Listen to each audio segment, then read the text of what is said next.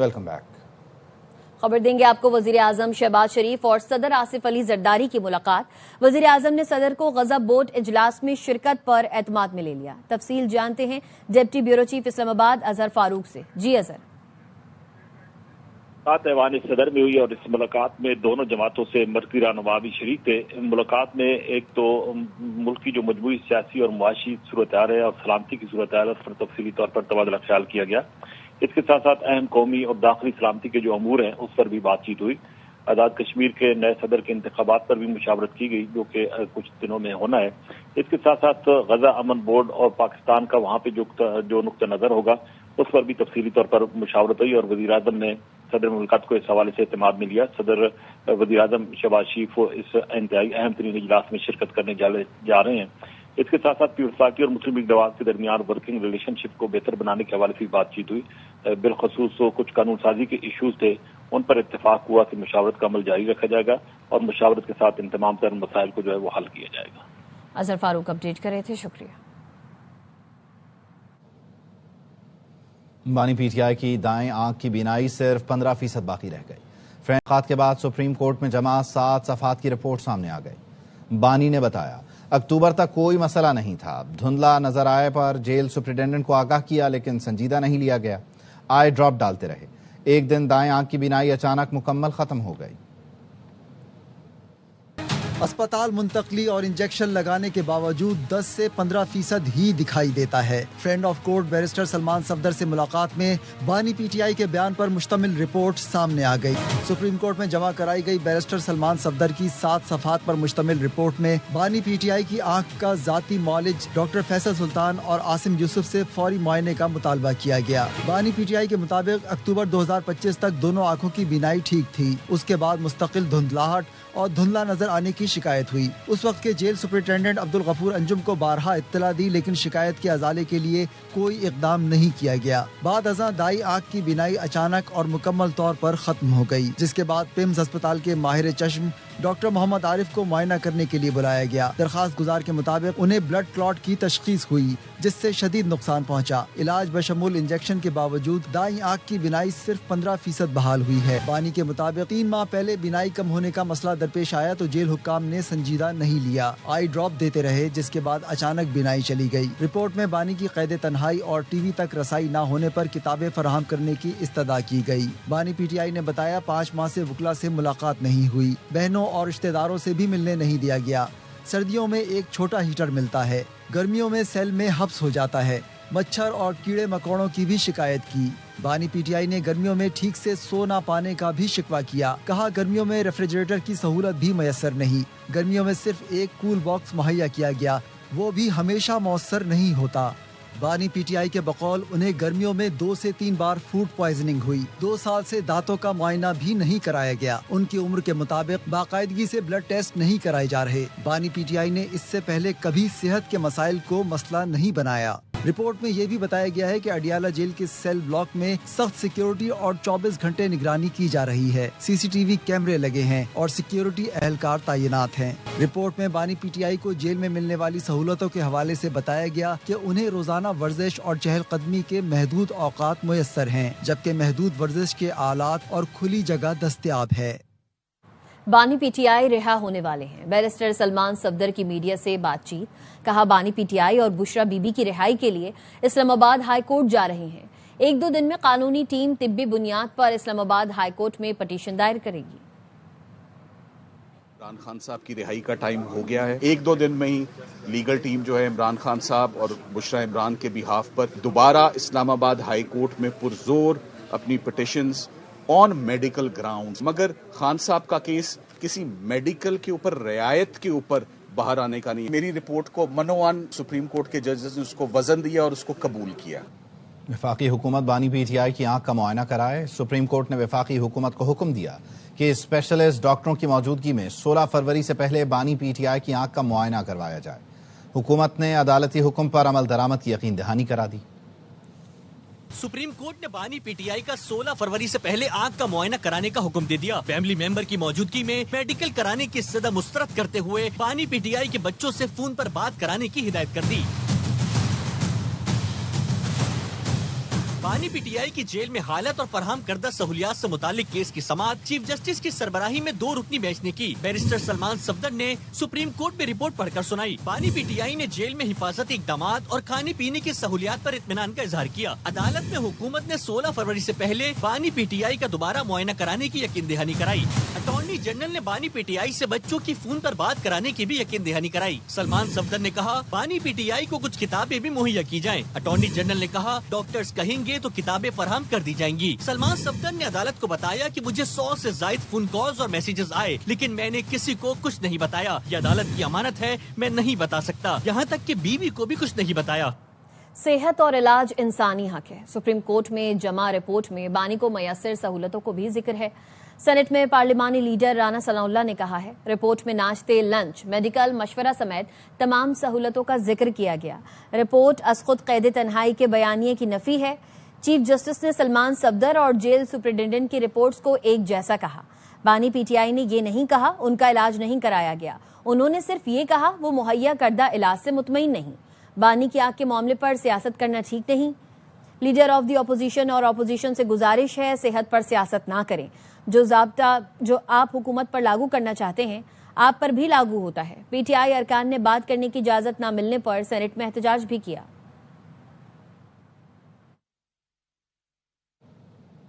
بانی P T I کی آنکھ کا مسئلہ ہے، جیل سپرنٹینڈنٹ نے بر وقت توجہ نہیں دی۔ اپوزیشن لیڈر سینٹ علامہ راجن ناصر عباس کہتے ہیں بانی پی ٹی آئی کی 85% بینائی ضائع ہو گئی، ان کی صحت کا مسئلہ ہے، حکومت نے توجہ نہیں دی۔ کب تک سیاستدان آپس میں لڑتے رہیں گے؟ فوری طور پر بانی پی ٹی آئی کی مرضی کے مطابق علاج کرایا جائے، ڈاکٹر مظہر اسحاق اور ڈاکٹر عامر سے چیک اپ کرایا جائے، بانی پی ٹی آئی کی صحت سے متعلق تحقیقات کی جائیں۔ ایک انسان کی آنکھ ضائع ہو گئی، کوئی احساس ہی نہیں۔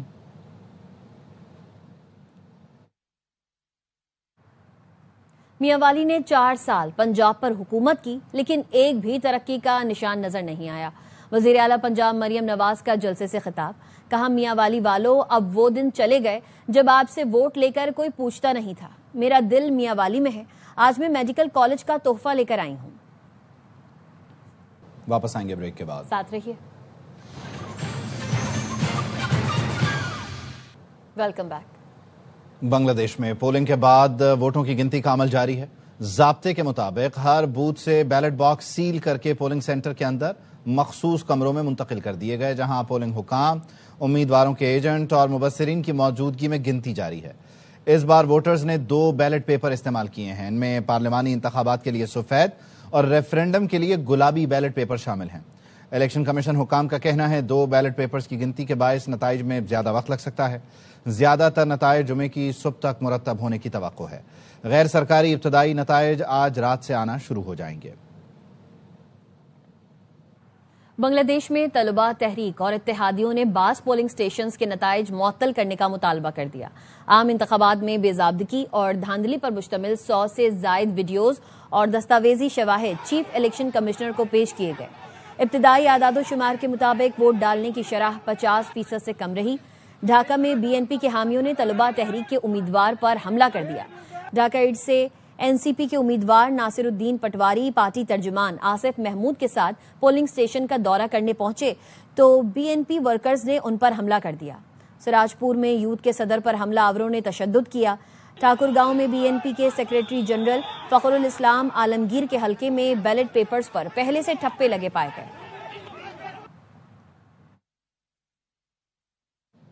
بنگلہ دیش میں پولنگ کے بعد ووٹوں کی گنتی کا عمل جاری ہے، اکا دکا بدمزگی کے واقعات بھی ہیں۔ اس وقت صورتحال کیا ہے؟ ڈھاکہ میں ہمارے نمائندے راجہ محسن اعجاز موجود ہیں، ان کو شامل گفتگو کرتے ہیں۔ راجہ محسن، یقینی طور پر جو باقاعدہ طور پر نتائج ہیں وہ تو کل صبح تک یا سہ پہر تک مرتب ہو جائیں گے اور باقاعدہ اعلان ہو جائے گا، لیکن ابھی کیا ماحول ہے ایگزیکٹلی جب ووٹوں کی گنتی چل رہی ہے؟ کیا کسی نے جیت کا اعلان کر دیا ہے؟ کسی نے وکٹری اسپیچ کر ڈالی ہے؟ دیکھیں، ابھی تک تو انتظار کیا جا رہا ہے کیونکہ کچھ پولنگ سٹیشن ایسے ہیں جہاں پہ نتائج کا اعلان کر دیا گیا ہے۔ ہر پولنگ سٹیشن اپنا جو ہے وہ نتائج کا اعلان اس طرح سے کرتا ہے کہ جیسے پاکستان میں بھی ہوتا ہے کہ پولنگ سٹیشن کے باہر ایک فارم جو ہے فارم 16 اس کو باہر چسپاں کر دیا جاتا ہے اور وہاں پہ بتایا جاتا ہے کہ کون سی پارٹی کے امیدوار نے کتنے ووٹ لیے۔ تو ابھی تک کچھ پولنگ سٹیشن ایسے ہیں مختلف حلقوں کے۔ ڈھاکہ میں کل 20 حلقے ہیں اسمبلی کے، تو کچھ پولنگ اسٹیشنز کے نتائج جو ہیں وہ مکمل طور پر آ چکے ہیں، جبکہ باقی انتظار کیا جا رہا ہے۔ جہاں تک ڈھاکہ کے حلقوں کی بات ہے تو یہاں امکان یہی ہے کہ رات 12-1 بجے تک ریزلٹس آ جائیں گے۔ پھر کچھ دور دراز علاقے ہیں، کچھ دیہی علاقے ہیں، وہاں پہ ممکنہ طور پر الیکشن کمیشن کی جانب سے جو پری میڈیا الیکشن بریفنگ دی گئی تھی میڈیا کو، اس میں یہ بتایا گیا تھا کہ کیونکہ اس مرتبہ ہر ووٹر کے پاس 2 پرچیاں ہوں گی تو کاؤنٹنگ کا جو عمل ہے وہ بھی تھوڑا سا طویل ہوگا، تو نتائج کا اعلان تھوڑا سا تاخیر سے ہو سکتا ہے۔ تو اس سلسلے میں اس وقت جو ہے وہ تمام جو پولنگ سٹیشنز ہیں وہاں پہ یہ پروسیس مکمل کیا جا رہا ہے۔ اس سلسلے میں باقاعدہ الیکشن کمیشن آف بنگلہ دیش نے ایک کوڈ آف کنڈکٹ جاری کیا اور پریزائڈنگ افسران، اسسٹنٹ پریزائڈنگ افسران اور جتنے بھی اس حلقے کے متعلقہ جو امیدوار ہیں ان کے جو ایجنٹس ہیں ان کی موجودگی میں اور پھر انٹرنیشنل آبزرورز اور میڈیا کی موجودگی میں گنتی کا عمل کا کی حصہ جا رہی ہے۔ کریں۔ اچھا راجہ محسن یہ بتائیے گا کہ پروجیکشن کیا ہے؟ ڈیفینیٹلی 2 الائنس ہیں، وہ لوگ بھی ہیں جو پہلے ساتھ تھے لیکن اب ایک دوسرے کے مقابل الیکشن لڑ رہے ہیں، کچھ نئی قوتیں، کچھ پابندی کے بعد جماعت اسلامی واپس آ رہی ہے۔ پروجیکشن ایگزیکٹلی کیا ہے، کس کا کتنا حصہ ہوگا، یعنی کیا اندازے لگائے جا رہے ہیں؟ دیکھیے یہاں پہ جو سرویز بھی ابتدائی طور پر سامنے آئے تھے الیکشن سے چند دن قبل، جس میں انٹرنیشنل آرگنائزیشنز کے بھی تھے، جس میں لوکل یہاں کے مقامی اداروں کی جانب سے بھی جو سرویز کیے گئے تھے، اس میں سلائٹلی معمولی سا ایج حاصل تھا بی این پی کو۔ آج ہم نے پورا دن مختلف پولنگ سٹیشنز کو وزٹ کیا، وہاں پر بھی یہ جو سروس تھے اس کی ریفلیکشن نظر آئی کہ جو بنگلہ دیش نیشنلسٹ پارٹی ہے اسے سلائٹلی ایج حاصل ہے، اور بالکل ڈھاکہ کی حد تک اگر بات کی جائے کیونکہ پرانی پارٹی ہے، خاصی اسٹیبلشڈ ہے، ہر جگہ پہ اس کا نہ صرف ووٹ بینک بلکہ بہت گہری روٹس موجود ہیں، تو بی این پی کو سلائٹلی ایج سروس میں بھی دیا گیا۔ پریڈکشنز بھی ان کے حق میں تھی، مارجن بے شک تھوڑا تھا لیکن بی این پی کے حق میں تھی۔ آج جو پولنگ کا ہم نے عمل دیکھا، اس دوران جو سپورٹرز دیکھے مختلف پولیٹیکل پارٹیز یا ان کے امیدواروں کے کیمپس میں، تو وہاں پر بھی بی این پی کو تھوڑا سا ہم نے دیکھا کہ ایج حاصل ہے، لیکن اس میں ایک نیا فیکٹر، کیونکہ طلبہ تحریک نے، نئی نسل نے، جین زی نے جو ہے وہ حکومت کا تختہ پلٹا شیخ حسینہ کی، تو اس کو بھی مد نظر رکھتے ہوئے، اس کو بھی ایکویژن میں اور فریکشن میں ڈالتے ہوئے بھی بی این پی کو ہی ایج حاصل رہا، یا یہ ایک ایلیمنٹ رہا ہے کہ ایلیمنٹ آف سرپرائز موجود رہے گا؟ یو نیور نو کہ جو طلبہ تحریک ہے یا جماعت اسلامی کا الائنس ہے وہ کامیاب ہو جائے۔ دیکھیے یہ جو نوجوانوں کی جماعت ہے نیشنل سٹیزن پارٹی، اس کو جہاں پہ بہت زیادہ پاپولیرٹی ملی ابتدا میں، لیکن بعد میں جب یہ لوگ جماعت اسلامی کے ساتھ الائنس میں گئے تو کچھ اسٹوڈنٹ رہنما ایسے تھے جو پارٹی صرف اس بنیاد پہ چھوڑ گئے کہ آپ ایک اتنا بڑا ریولوشن لانے والے لوگ تھے اور آپ نے جو ہے ایک ایسی جماعت کے ساتھ الائنس کر کے اس کی قیادت کو قبول کر لیا، تو شاید ایک وہ بھی فیکٹر ہوگا کہ ووٹ جو ہے وہ اس تناسب سے نہ نکلیں جتنا اس آپ جین زی کا یا نوجوانوں کی ایک پاپولیرٹی تھی، اسپیشلی اس رجیم کو ختم کرنے کے بعد جو کہ 16-17 سال بنگلہ دیش پر مسلط رہی اور کسی کے پاس کوئی پولیٹیکل رائٹس نہیں تھے، لیکن اس کے باوجود جو یہ لوگ تھے انہوں نے ایک اچھا الائنس بنایا، اچھا الیکشن کانٹیسٹ کیا، یعنی اس نئی نسل کا جماعت اسلامی کے ساتھ الائنس جماعت اسلامی بنگلہ فائدہ مند رہتا ہے، یہ نتائج میں ریفلیکٹ کرے گا۔ البتہ سرویز یہ بتاتے ہیں کہ بی این پی جو ہے اس کو ایج حاصل ہے۔ راجہ محسن آپ نتائج پر نظر رکھیے، آپ سے گائے بگائے اپڈیٹس لیتے رہیں گے، اب تک کے لیے آپ کا بہت شکریہ۔ سپریم کورٹ نے بانی پی ٹی آئی کے خلاف توشک خانہ فوجداری ٹرائل کیس پر فیصلہ محفوظ کر لیا۔ چیف جسٹس یحییٰ آفریدی نے ریمارکس دیے، آج کی سماعت کا حکم بعد میں جاری کریں گے۔ اسلام آباد ہائی کورٹ نے بانی کی سزا معطل کر رکھی ہے، ہم اس پر مناسب آرڈر کریں گے۔ چیف جسٹس یحییٰ آفریدی نے کہا، درخواست گزار نے ٹرائل کورٹ کا اختیار چیلنج کر رکھا ہے، اپیل کے قانونی پہلوؤں کا جائزہ بھی لیں گے۔ اب تو ٹرائل کا فیصلہ بھی آ گیا ہے، فیصلے کے خلاف اپیلیں زیر التوا ہیں، اگر ہم مقدمے کی قانونی حیثیت پر حکم دیں تو یہ فریقین کو متاثر کرے گا، اپیلیٹ کو رٹ کا کردار ادا نہیں کریں گے، ہائی کورٹ کے دائرہ اختیار کا خیال بھی رکھنا چاہیے۔ سپریم کورٹ میں بانی پی ٹی آئی کی صحت سے متعلق کیس کی سماعت ہوئی۔ بیرسٹر سلمان صفدر نے بانی کی صحت سے متعلق رپورٹ پیش کی۔ وزیر اعلیٰ خیبر پختونخوا سہیل آفریدی کی اسلام آباد میں پریس کانفرنس، کہا بانی کی آنکھ کی حالت خراب ہو چکی ہے، بانی نے بار بار آنکھ سے متعلق جیل انتظامیہ کو آگاہ کیا، صورتحال قابو سے باہر ہوئی تو بانی کی فیملی اور ذاتی معالجین کو بتائے بغیر ہسپتال لے جایا گیا۔ رپورٹ کے مطابق بانی کو بس 15% نظر آ رہا ہے، ہمارے پاس آپشنز ہیں جس پر غور کیا جا رہا ہے۔ میں عمران خان صاحب کے صحت کے حوالے سے ہیئرنگ تھی، ایک رپورٹ پیش کی گئی جو ملاقات ہوئی تھی سلمان صفدر صاحب کی۔ عمران خان صاحب کی آنکھ کی حالت خراب ہو چکی ہے۔ بار بار عمران خان صاحب نے جیل انتظامیہ کو آگاہ کیا، ان کی آنکھ میں تکلیف ہے، ان کے ذاتی ڈاکٹر سے پوچھے بغیر، فیملی کو اعتماد میں لیے بغیر ہسپتال لے جایا گیا، کسی سے کوئی کنسلٹیشن نہیں ہوئی۔ اس خطرناک رپورٹ سامنے آئی ہے، 15% ان کو دکھائی دے رہا ہے۔ یہ کرمنل ایکٹ ہے، یہ غیر انسانی رویہ ہے۔ 900 دن سے زیادہ ہوئے ہیں، عمران خان صاحب کی طرف سے کبھی بھی صحت کی شکایت نہیں آئی۔ ہمارے پاس آپشنز موجود ہیں جس پر غور کیا جا رہا ہے۔ کور کمیٹی کی، پولیٹیکل کمیٹی کی، تحریک تحفظ آئین پاکستان کی، ان سب تمام کی میٹنگز ہونے جا رہی ہے۔ آج میرا دل ٹوٹ گیا ہے، بانی پی ٹی آئی کے لیے جو کرنا تھا وہ نہیں کیا، ان کے ساتھ سب نے زیادتی کی ہے۔ علیمہ خانم نے کہا 3 ماہ سے بانی پی ٹی آئی آنکھ کی تکلیف کا بتا رہے ہیں، ان لوگوں نے انتظار کیا کہ بینائی چلی جائے، اب ہم الٹیمیٹم دے رہے ہیں، بہت تماشا ہو گیا، ہمیں انصاف چاہیے۔ آج میرا دل ٹوٹ گیا کہ ہم نے ایسے شخص کے لیے جو 2.5 سال سے جیل کے اندر بیٹھے، جو ہمیں کرنا چاہیے تھا ہم نے نہیں کیا، ان کے لیے سب نے ان کے ساتھ زیادتی کی۔ 3 مہینے سے عمران خان کہتے ہیں کہ میں ان کو بتا رہا تھا کہ نظر نہیں آ رہا ہے مجھے ایک آنکھ میں، انہوں نے انتظار کیا کہ عمران خان کی نظر خراب ہو جائے۔ الٹیمیٹم ہم دے رہے ہیں، وہ آپ صرف علاج نہیں کرائیں گے، اب عمران خان کے آپ کیسز سنیں گے اور آپ عمران خان کو رہا کریں گے۔ فیصل واوڈا کے کسی سوال کا جواب نہیں دوں گا۔ گورنر سندھ کامران ٹیسوری کی صحافیوں سے گفتگو، کہا 1 سال بعد بلدیاتی انتخابات ہیں، کراچی شہر کے لیے بہتری چاہتے ہیں تو عوام ایسے نمائندوں کو منتخب کریں جو ان میں سے ہوں۔ کھیل میں ہار جیت ہوتی رہتی ہے، لیکن دعا ہے پاکستان کرکٹ میچ میں بھارت کو شکست دے۔ صاحب کے کسی بیان کا جواب نہیں دینا چاہیے۔ 1 سال بعد بلدیاتی الیکشن آ رہا ہے، اگر اس شہر کی ترقی چاہتے تو پھر آپ کو ایسے لوگوں کو منتخب کرنا ہوگا جو عوام میں سے ہو۔ پہلا فیصلہ ہمارا بڑا درست تھا کہ ہمیں ان کے ساتھ کھیلنا ہی نہیں چاہیے، لیکن اگر اب فیصلہ کر لیا گیا ہے کہ ان کے ساتھ کھیلیں گے تو دیکھیں یہ کھیل کا میدان ہے، اس میں تو ہار جیت ہوتی ہے۔ پوری قوم کی دعائیں اپنی ٹیم کے ساتھ ہیں، ہم پہلے 2 میچ جیت بھی چکے ہیں، یہ میچ بھی جیتیں گے۔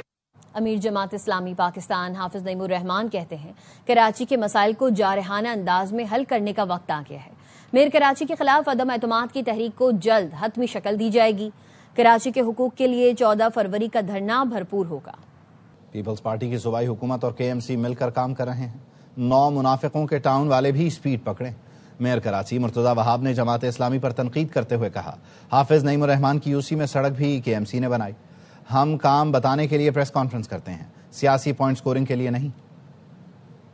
رحمان صاحب خلیل خان فاختہ اڑاتے ہیں، وہ فاختہ اڑاتے رہے۔ نعیم الرحمان صاحب کی یوسی جو ہے نا، سڑک کس نے بنائی؟ ہم نے بنائی۔ پہلوان گوٹ کی سڑک ہے، اس کو کوئی اون نہیں کرتا، ہم نے کہا ہم بنا کے دیں گے۔ پیپلز پارٹی کے 13 ٹاؤن بھی میرے اپنے، کے ایم سی بھی میری ہے، سندھ حکومت بھی میری ہے، ہم مل کر کام کریں گے۔ باقی جو 9 منافقوں کے ہیں نا، ان کو بولیں کہ وہ سپیڈ پکڑے، کام کریں۔ آپ کو شارع فیصل پہ جو رستوں کے بورڈ ہے نا، اس کے اوپر بھی نعیم الرحمان صاحب نظر آتے ہیں۔ Valentine's day, I love you Hafiz صاحب، نعیم الرحمان صاحب 14 فروری کو میں ان کو پھول بھیج دیتا ہوں۔ گورنر پنجاب سے لاہور پریس کلب کے 9 منتخب عہدیداروں نے ملاقات کی ہے۔ سردار سلیم حیدر خان نے ارشد انصاری کو 14ویں مرتبہ صدر منتخب ہونے پر مبارکباد دی۔ ملاقات کے دوران سانحہ ترلائی کے شہداء کے لیے فاتحہ خوانی بھی کی گئی۔ گورنر کا کہنا تھا کہ حکومت آزادی صحافت پر یقین رکھتی ہے، صحافیوں کو غیر مصدقہ خبروں کی روک تھام کرنی چاہیے۔ صحافی عوام اور حکومت کے درمیان پل کی حیثیت رکھتے ہیں۔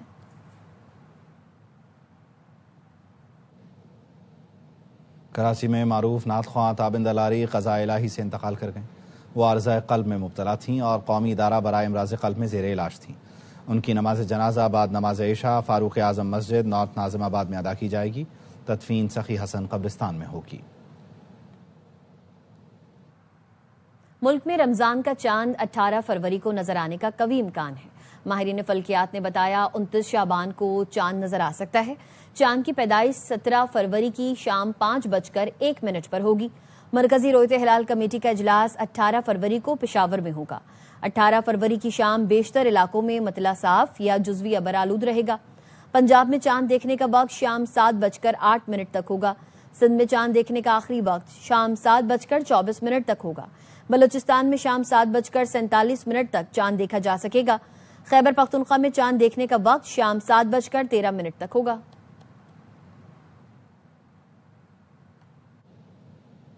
محکمہ موسمیات نے کراچی میں رمضان المبارک کے آغاز میں بارش کی نوید سنا دی۔ ڈیپٹی ڈائریکٹر انجم نذیر کا کہنا ہے فروری کے تیسرے ہفتے میں مغربی ہواؤں کا نیا سلسلہ ملک میں داخل ہوگا۔ سسٹم کے زیر اثر کراچی میں بارش کا امکان ہے۔ موسم بہار چل رہا ہے اور اس دوران توقع ہے کہ رمضان کے آغاز کے ساتھ یہ مغربی ہواؤں کا سلسلہ ملک کے مغربی علاقوں کو متاثر کرے گا، جس میں اس بات کی توقع ہے کہ کراچی میں بھی بارش کے امکانات بنتے ہوئے نظر آ رہے ہیں۔ پہلے 20 روزے تو کراچی کا موسم کافی حد تک پلیزنٹ رہے گا، تاہم دن کے اوقات میں تھوڑی سی دھوپ جو ہے وہ چپتی ہوئی محسوس ہوگی۔ زیادہ سے زیادہ درجہ حرارت 32 سے 34 تک رہ سکتا ہے آنے والے دنوں میں، اور کم سے کم درجہ حرارت جو ہے 19 سے 21 کے درمیان میں رہنے کی توقع ہے۔ شامل کریں گے ایک بریک۔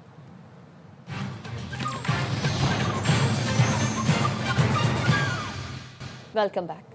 سندھ میں نیا تعلیمی سال 1 اپریل سے شروع کرنے کا فیصلہ ہوا ہے۔ انور خان مزید بتائیں گے۔ جی انور۔ 10ویں جماعت کے امتحانات 31 مارچ سے 15 اپریل تک کرنے کا فیصلہ کیا گیا۔ اسٹیئرنگ کمیٹی کے اجلاس کے اندر آج 11ویں اور 12ویں جماعت کے امتحانات کے لیے 15 اپریل سے 30 اپریل تک کی تاریخ مقرر کی گئی ہے۔ اس شیڈول کے مطابق ہوں گے۔ انٹرمیڈیٹ کے نتائج کا اعلان 1 جون سے جاری کیا جائے گا۔ موسم گرما کی تعطیلات جون جولائی میں ہوں گی، جبکہ موسمیاتی تبدیلیوں کے اثرات کو مد نظر رکھتے ہوئے سال 2027 میں تعطیلات کی تبدیلی کا فیصلہ سب کمیٹی کی تجاویز کے آئندہ اجلاس میں کیا جائے گا، جس کی منظوری دی جا چکی ہے۔ بہت شکریہ انور۔ کراچی کے علاقے قائد آباد میں گاڑی روکنے پر شہری نے ٹریفک پولیس اہلکار کو تھپڑ مار دیے۔ تفصیل بتائیں گے سلمان لودھی۔ جی سلمان۔ اسپتال چورنگی قریب یہ آج دوپہر کو واقعہ پیش آیا ہے۔ رونگ میں جانے پر روکنے پر ٹریفک پولیس اہلکار کا پہلے شہری سے جھگڑا ہوا، شہری نے گالم گلوچ کے بعد اہلکار کو تھپڑ مار دیا اور موقع سے فرار ہو گیا۔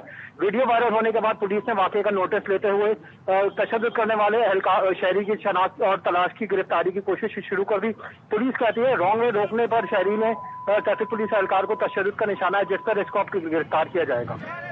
ٹھیک ہے، سلمان لودھی اپڈیٹ کرے تھے، شکریہ۔